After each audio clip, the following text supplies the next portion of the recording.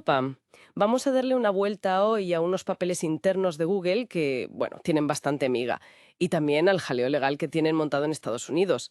Toda esta mandanga la ha recopilado Lino Uruñuela, por cierto. Hay correos, acuerdos, presentaciones, un buen curro, sí señor. Efectivamente. Vamos a ver si desgranamos un poco esa tensión que parece haber dentro de Google con la integridad de las búsquedas y luego su estrategia a tope con la IA, con Gemini. Y claro, cómo encaja todo esto en el juicio antimonopolio.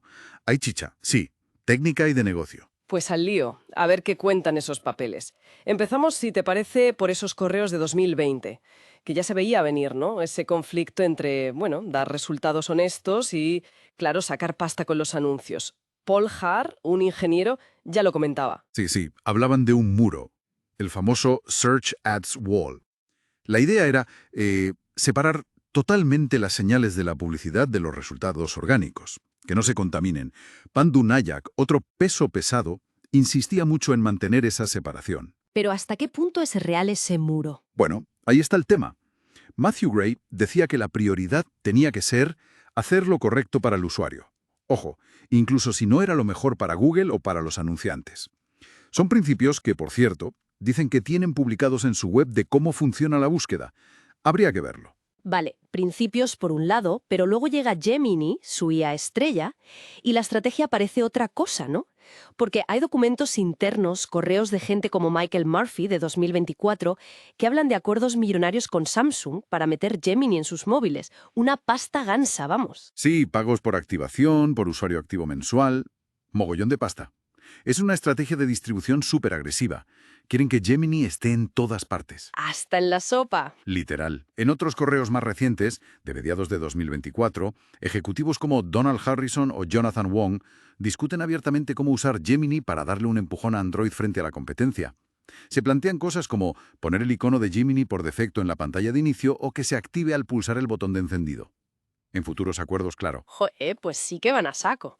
Y no solo con Samsung, ¿verdad? También con Motorola. Exacto. Otro acuerdo de 2024 para preinstalar la app de Gemini y Google One AI Premium en móviles como el Razer 50 Ultra.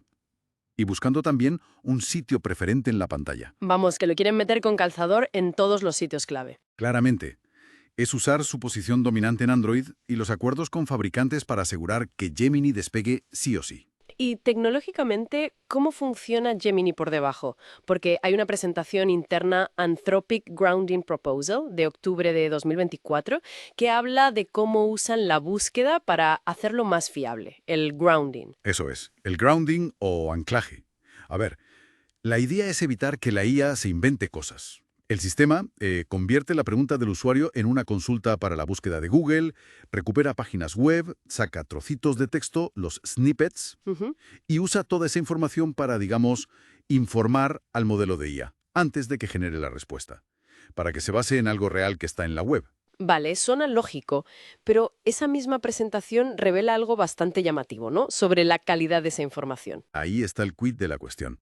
Reconocen ellos mismos, internamente, que la calidad de los resultados de búsqueda que dan a través de su API pública, la Vertex AI, que es la que podían usar otros como Anthropic, por ejemplo, pues esa calidad es inferior a la que usa la propia app de Gemini, de Google. Ostras, ¿y cómo es eso? Pues porque para su producto, para Gemini, usan resultados mucho más ricos. Tiran de su Knowledge Graph, de los One-Boxes, de respuestas directas, de funciones avanzadas que no ofrecen por la API pública. O sea, que se guardan lo mejor para ellos. Una diferenciación clara para mantener la ventaja. Exacto. Una ventaja competitiva basada en la calidad del grounding. En ese momento, por cierto, hablaban de usar snippets de unos 160 caracteres para la API externa.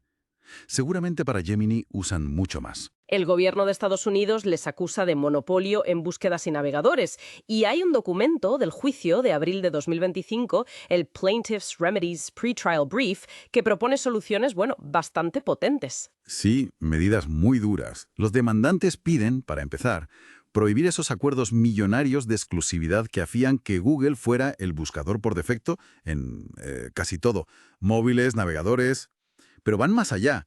Proponen obligar a Google a vender Chrome, una desinversión en toda regla, lo que llaman divestiture. Vender Chrome, eso es muy fuerte. Muy fuerte, sí. Y también plantean que Google comparta ciertos datos agregados de búsquedas y publicidad con competidores que cumplan unos requisitos.